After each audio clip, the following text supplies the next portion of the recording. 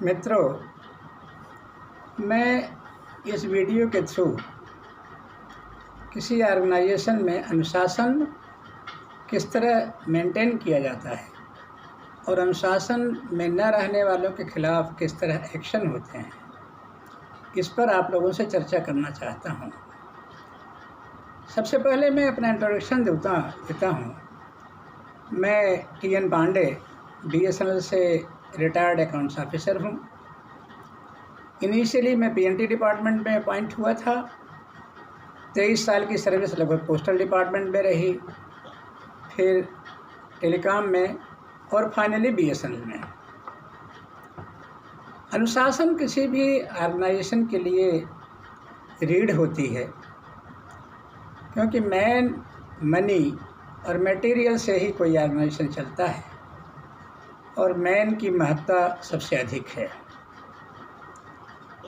अगर अनुशासन किसी ऑर्गेनाइजेशन में है तो निश्चित रूप से दिन दूनी रात चौगुनी प्रगति कर सकता है, व्यवस्थित रूप से चल सकता है और व्यवस्थाएं बनाए रखने के लिए उसे अपने कुछ निश्चित मानदंड अपनाने पड़ते हैं। हम आपसे शेयर करने के पहले इस वीडियो बनाने का उद्देश्य शेयर करना चाहते हैं। BSNL में VRS स्कीम के तहत आधे अधिकारियों और कर्मचारियों के रिटायरमेंट के बाद अधिकांश वरिष्ठ जन रिटायर हो चुके हैं या अनुभवी अधिकारी रिटायर हो चुके हैं। बचे हुए लोग नॉर्मली अच्छी सर्विसेज और अच्छी पढ़ाई के होते हुए भी टेक्निकल में तो बहुत अच्छा वर्क कर रहे थे, लेकिन प्रशासनिक अनुभव उनको उतना नहीं हो पाया था जितना एक किसी अच्छे ऑर्गेनाइजेशन को चलाने के लिए होना चाहिए। उनको मेरे इस वीडियो से अगर कुछ लाभ होगा तो मुझे अच्छा लगेगा।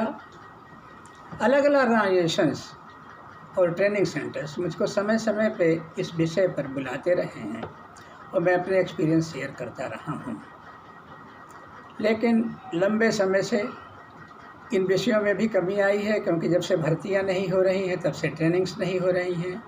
अधिकांश ट्रेनिंग्स अब ऑनलाइन हो जा रही हैं, इसलिए अब किसी को मिलने का मौका नहीं मिलता है।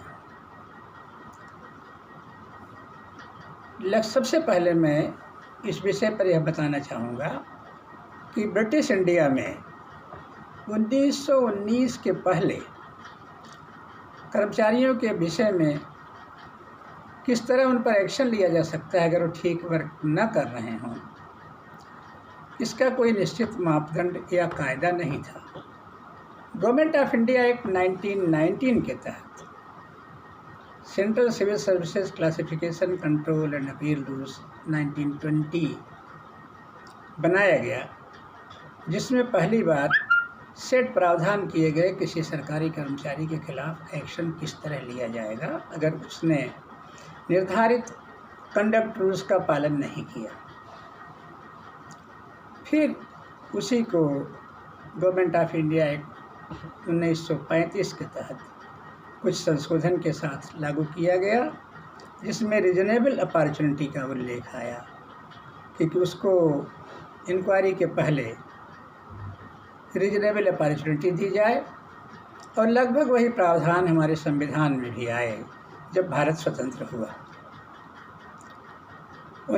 इनिशियली 1957 का CCA रूल्स ऑपरेशन में था, लेकिन आज 1965 का central civil services classification and control rules operation में है, जिसके तहत सरकारी कर्मचारियों के खिलाफ किसी तरह के एक्शंस लिए जा सकते हैं। ऑल इंडिया सर्विसेज में IAS, IPS और IFS के लिए अलग से प्रावधान है। इसी तरह रेलवे सर्वेंट्स के लिए अपने अलग प्रावधान हैं। अधिकांश इसके अलावा पूरे केंद्रीय कर्मचारियों या यूनियन टेरिटरीज में भी पोस्टेड जितने कर्मचारी हैं उन पर यही रूल लागू होते हैं।